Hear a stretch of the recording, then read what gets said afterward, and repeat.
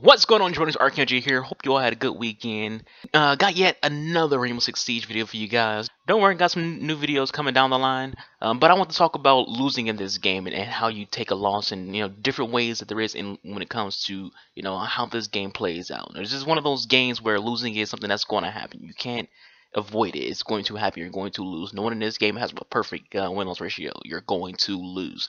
This game is super random and super inconsistent, which leads to there being so many different ways for a game to go.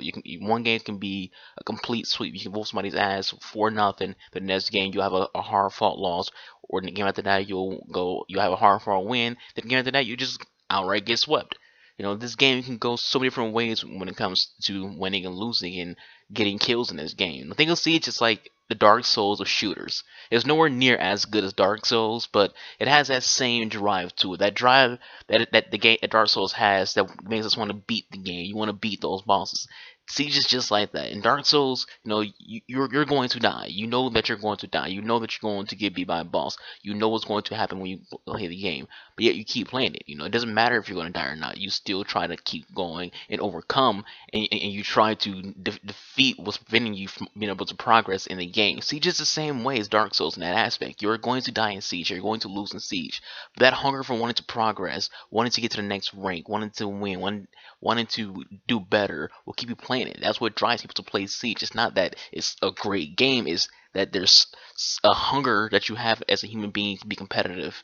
It's your competitive nature that makes you want to do better in this game.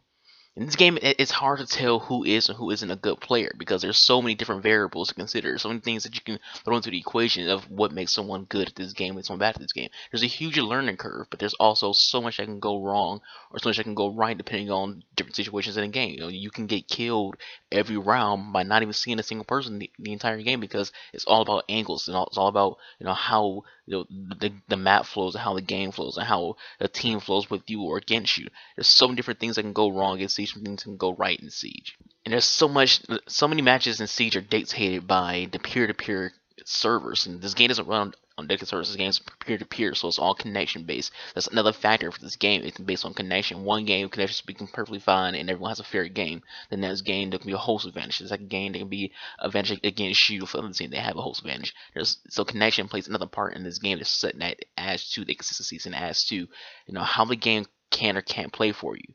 You might have died because someone had an angle on you and you wasn't even aware they were even there to begin with. So much can go wrong in this game. So much can go right in this game. There's so many different variables to consider in this game before you decide, should I even play Siege anymore? Am I not good at the game? Don't ask that question. Just keep playing and figure it out because it's not because you're bad. It's not because you're good on what something goes a certain way. It's just that things happen in Siege that can't be foreseen. It plays a different way each time you play around. It's super easy to die in this game, and that's what kind of turns people off from wanting to play it because it's so easy to die. People hate dying really fast, and then it's the fact that you don't even get a respawn that round. So if you die, you're just dead. You're just there watching your teammates. You're there spectating, and again, that's some people that's a turn off. But on the flip side, some people are driven to play the game because there's that chance of you dying and not being able to play that the rest of that round. It's so easy to get kills. It's like I said, go back to that learning curve. There's so much that can go wrong, and right, see, it's just such a high skill ceiling, and it's such a low ceiling at the same time in this game. You can be a bad player and still do good in Siege, but you can also be a good player and do bad. And it doesn't mean that the game doesn't take skill. No, it just means that the game is entirely random and a lot can be dictated on how the match plays out. This game is a game of chess. It can be really slow and take a long time for something to develop, or it can be a really fast-paced game where a team just blitzes in and just demolishes another team. There will be games where it's 2v1 and you're just waiting out the time for the attacker to push. There will be games where it's 5v1. There will be games where it's 1v5. This game can go a lot of different ways. It doesn't mean that the players who died are bad. It just means that things didn't go their way. You only have 5 chances each round to get a kill. If only one teammate gets 3 kills, another teammate gets 2 kills, and 3 people on your team are not going to have kills. There's going to be 0 kills, and that's kind of demoralizing when you see that end screen for the round and you have no kills. And your teammate has 3, another person has 2, but you have no kills. It makes you feel like you're not good at the game. But it's not because you're not good at the game. It's you just didn't have a chance to get the kill. You know, if you have a kill or assist or death, that means you were involved in gunfights. But if you're 0-0-0, it means you didn't even see a single person that game. You didn't get a shot off that game on a person. So a lot can be dictated on why you didn't get a kill that game. It's not because you're bad. It's just things didn't line up for you that round. Now, the best way to guess someone's skill range in Siege is, you know, are they stuck at bronze forever? You know, are they a player who've never been above bronze? You know, if they are, then they're not a good player. You know, if they're stuck at Silver League, then they're a meh player. If they're stuck in Gold League, an average player. If you're stuck in Platinum League, you're a good player. Diamond League, highly skilled players. But even then, it's hard to judge just based on rank. Some people are solo players and can't get past Silver because they don't have a team. So what's more, it's all about those variables and those formulas and what goes into, you know, what causes someone to do bad, what causes someone to lose the game.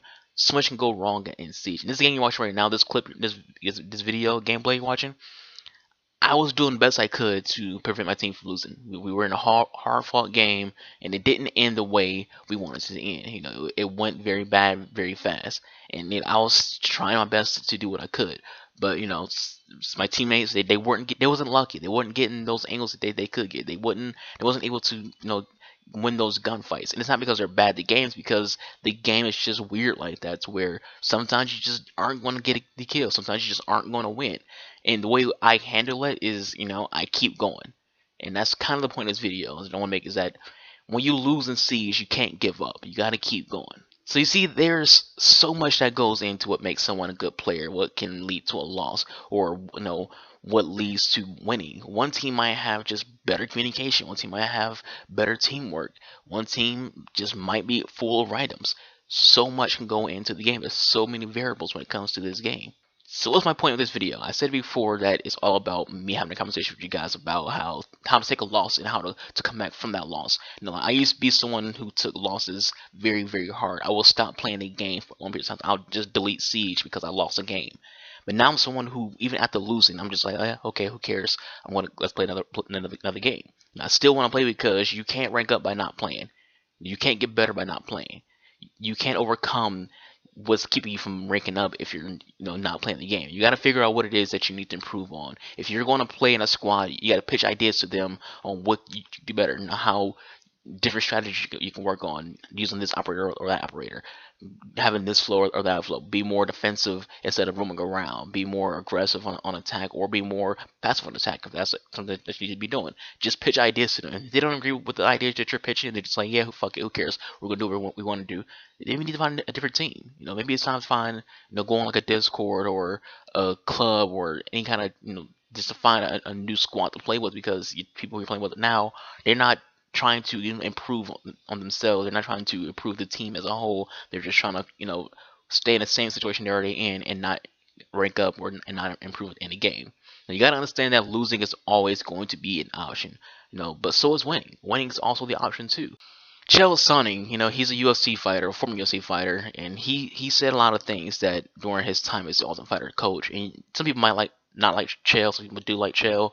It's a toss up, but when it comes to the advice he gave to fighters in the Tough House was, you know, failure is an option. It's most rarely an option that there is, and you know, you're going to fail. And you gotta accept the fact that you're going to fail, and don't keep failure from being able from letting you be able to progress, be successful.